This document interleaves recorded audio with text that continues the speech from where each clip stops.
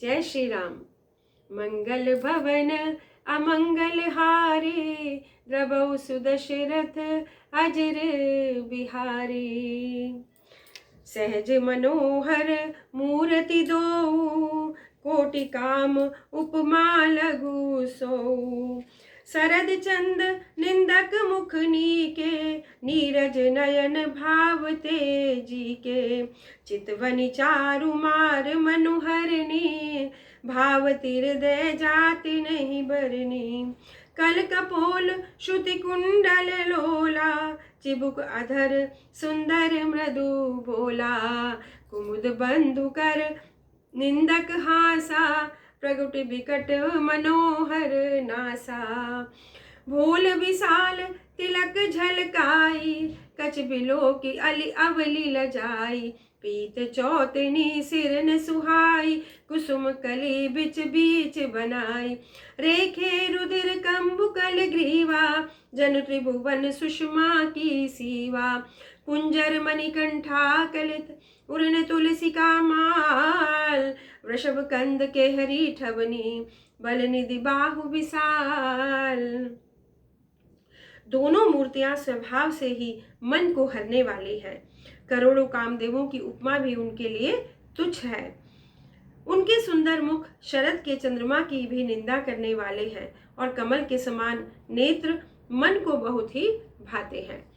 सुंदर चितवन कामदेव के भी मन को हरने वाली है। वह हृदय को बहुत ही प्यारी लगती है, पर उसका वर्णन कैसे किया जा सकता है। सुंदर गाल, कानों में चंचल चंचल झूमते हुए कुंडल है, ठोड़ी और अधर सुंदर है, कोमल वाणी है। हंसी चंद्रमा की किरणों का तिरस्कार करने वाली है, और भौएं टेढ़ी, नासिका मनोहर है। ऊंचे चौड़े ललाट पर तिलक झलक रहे हैं, दीप्तिमान हो रहे हैं। काले घुंघराले बालों को देखकर भौरों की पंक्तियां भी लजा जाती हैं।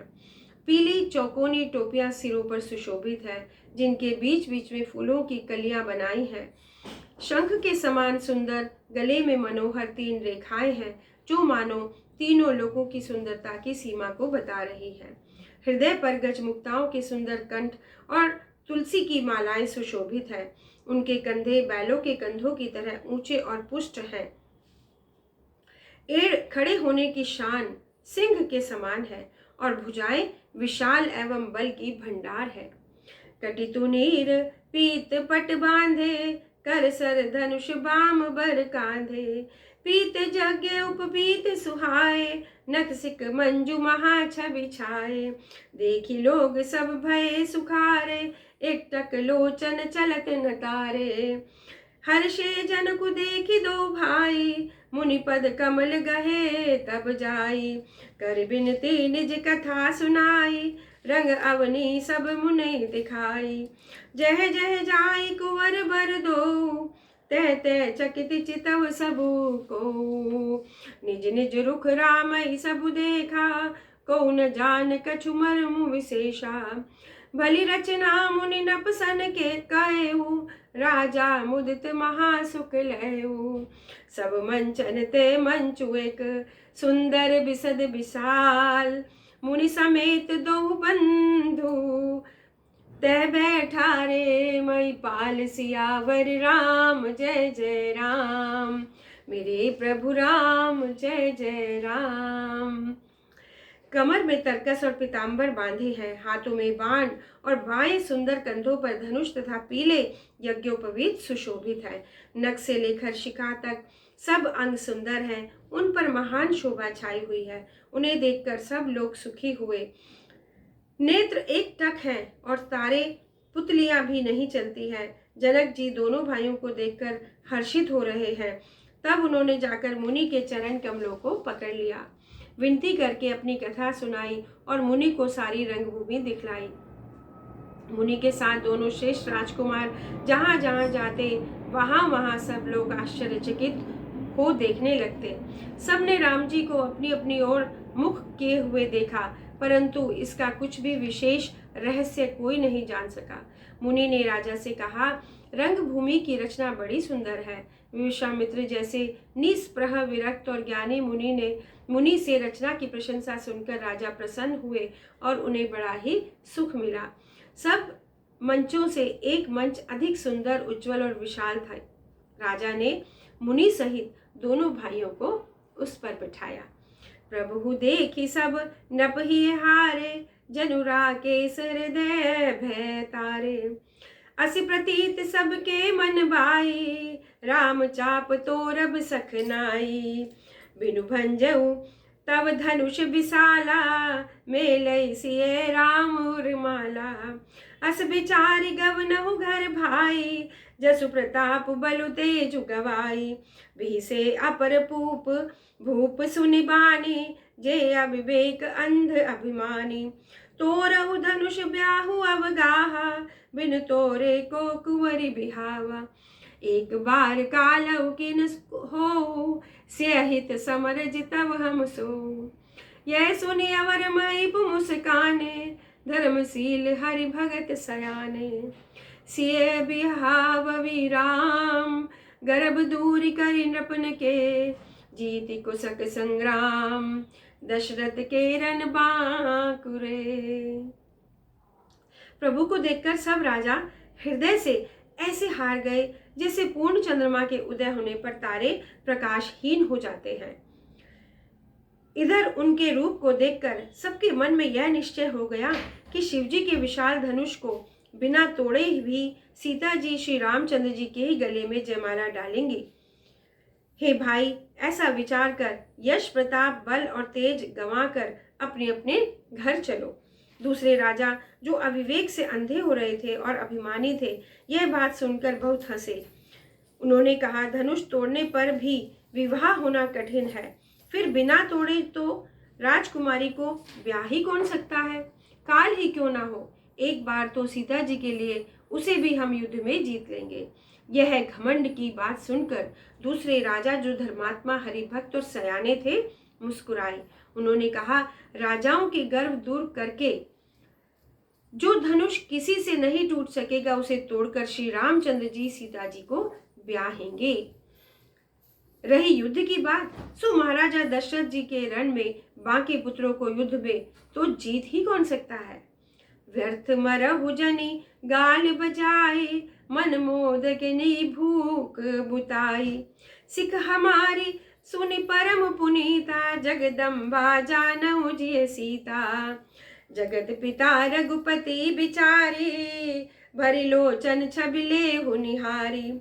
सुंदर सुखद सकल गुण राशि, ए दो बंदी शंभुर बासी। सुधा समुद्र समीप बिहाई, मृग जलु निरखि मरऊ कत धाई। करऊ जाई जा कहु जोई भावा, हम तो आजु जन्म फल पावा। अस कई भूप भले अनुरागे, रूप अनूप बिलोकन लागे। देखई सुर नभ चढ़े विमाना, बरसई सुमन करे कल गाना। जानि सुअवसर सीय तब, पठई जनक बोलाई। चतुर संगी सुंदर सकल, सादर चली लवाई। गाल बजाकर व्यर्थ ही मत मरो, मन के लड्डुओं से भी कहीं सुख बुझते हैं, कहीं भूख खत्म हो सकती है। हमारी परम पवित्र सीख को सुनकर सीता जी को अपने जी में साक्षात जगत जननी समझो और श्री रघुनाथ जी को जगत का पिता विचार कर नेत्र भरकर उनकी छवि देख लो। सुंदर सुख देने वाले समस्त गुणों की राशि ये दोनों भाई शिवजी के हृदय में बसने वाले हैं। समीप आए हुए अमृत के समुद्र को छोड़कर तुम मृगजल को देखकर दौड़कर क्यों मरते हो। फिर जिसको जो अच्छा लगे वही जाकर करो। हमने तो आज जन्म लेने का फल पा लिया है। ऐसा कहकर अच्छे राजा प्रेम मग्न होकर श्री राम जी का अनुपम रूप देखने लगे। देवता लोग भी आकाश से विमानों पर चढ़े हुए दर्शन कर रहे हैं और सुंदर गान करते हुए फूल बरसा रहे हैं। तब सुअवसर जानकर जनक जी ने सीता जी को बुला भेजा। तब चतुर और सुंदर सखियां आदर पूर्वक उन्हें लिवा चली। सिय शोभा नहीं जाय बखानी, जगदम्बिका रूप गुण खानी। उपमा सकल मोहि लघु लागी, प्राकृत नारी अंग अनुरागी। सिय बरनी तई उपमा देई, कुकवि कहाई अजस को लेई। जो पट तरई तिये समसिया, जग असि जुबति कहाँ कमनिया। गिरा मुखर तन अरद भवानी, रति अति दुखित अतुन पति जानी। विष बारुनि बंधु प्रिय जेहि, कही रमा सम कीमि बदेहि। जो छवि सुधा पयो निधि होई, परम रूप में कच्छप सोई। शोभा रजु मंदरु सिंगारू, मथे पानी पंकज निज मारू। ऐ विधि उपजे लक्ष्य जब, सुंदरता सुख मूल। तदपि सकोच समेत कभी, कहीं सिय समतूल। रूप और गुणों की खान जगत जननी जनक जी की शोभा का वर्णन नहीं हो सकता। जगत जननी जानकी जी की शोभा कैसे वर्णन की जा सकती है। उनके लिए मुझे सब उपमाएं तुच्छ लगती है, क्योंकि वे लौकिक स्त्रियों के अंगों से अनुराग रखने वाली, अर्थात वे जगत की स्त्रियों के अंगों को दी जाती है। सीता जी के वर्णन में उन्हीं उपमाओं को देखकर कौन कुकवि कहलाए और अपयष्टा भागी बने। अर्थात सीता जी के लिए उन उपमाओं का प्रयोग करना सुकवि के पद से च्युत होना और अपकीर्ति का मोल लेना है। पृथ्वी की स्त्रियों की तो बात ही क्या, देवताओं की स्त्रियों को भी यदि देखा जाए तो हमारी अपेक्षा कहीं अधिक दिव्य और सुंदर है। तो उनमें सरस्वती तो बहुत ही बोलने वाली है। पार्वती जी अर्धांगिनी है, अर्थात अर्ध नारीश्वर है। कामदेव की स्त्री रति पति को बिना शरीर का जानकर बहुत दुखी रहती है, और जिनके विष और मध्य जैसे समुद्र के उत्पन्न होने के नाते प्रिय भाई हैं, उन लक्ष्मी जी के समान तो जानकी जी को कहा ही कैसे जा सकता है। जिन लक्ष्मी जी की बात ऊपर कही जा रही है, वे निकली थी खारे समुद्र से, जिसको मतने से के लिए भगवान ने अति कर्कश पीठ वाले कच्छप का रूप धारण किया था।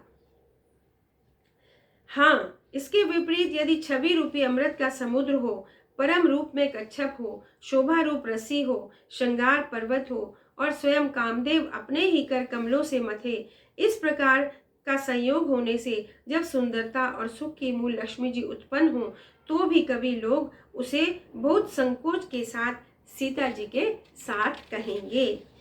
चली संग ले सखी सयानी, गावत गीत मनोहर बानी। सोहनवल तनु सुंदर नारी, जगत जननी अतुलित छवि भारी। भूषण सकल सुदेश सुहाए, अंग अंग रचि लखन बनाए। रंग भूमि जब सिय पगुधारी, देखी रूप मोह नर नारी। हर्षि सुरन दुंदुभी बजाई, वर्षि प्रसून अप्सरा गाई। पानी सरोज सोह जयमाला, अवचट चितय सकल भुआला। सिय चकित चित रामहि चाहा, भय मोह बस सब नर नाहा। मुनि समीप देखे दो भाई, लगे ललकी लोचन निधि पाई। गुरुजन लाज समाज बड़, देखि सिय सकुचानी। लागे विलोकन सकिन तन, रघुबीरई उर आनी। सयानी सखिया सीता जी को साथ लेकर मनोहर वाणी से गीत गाती हुई चली। सीता जी के नवल शरीर पर सुंदर साड़ी सुशोभित हो रही है। जगत जननी की महान छवि अतुलनीय है। सब आभूषण अपनी अपनी जगह पर सुशोभित हैं। फिर सखियों ने अंग अंग में भली भांति सजाकर पहनाया है। जब सीता जी ने रंगभूमि में पैर रखा, तब उनका दिव्य रूप देखकर स्त्री पुरुष सभी मोहित हो गए। देवताओं ने हर्षित होकर नगाड़े बजाए और पुष्प बरसाकर अप्सराएं गाने लगी। सीता जी के कर कमलों में जयमाला सुशोभित है। सब राजा चकित होकर अचानक उनकी ओर देखने लगे। सीता जी चकित चित्त से श्री राम जी को देखने लगी। तब सब राजा मोह के वश हो गए। सीता जी ने मुनि के पास बैठे दोनों भाइयों को देखा तो उनके नेत्र अपना खजाना पाकर ललचाकर वहीं श्री राम जी में जा लगे और स्थिर हो गए। परंतु गुरुजनों की लाज से बहुत बड़े समाज को देखकर सीता जी सकुचा गई। वे श्री रामचंद्र जी को हृदय में लाकर सखियों की ओर देखने लगे। मंगल भवन अमंगल हारी, द्रवहु सुदशरथ अजर बिहारी। जय श्री राम।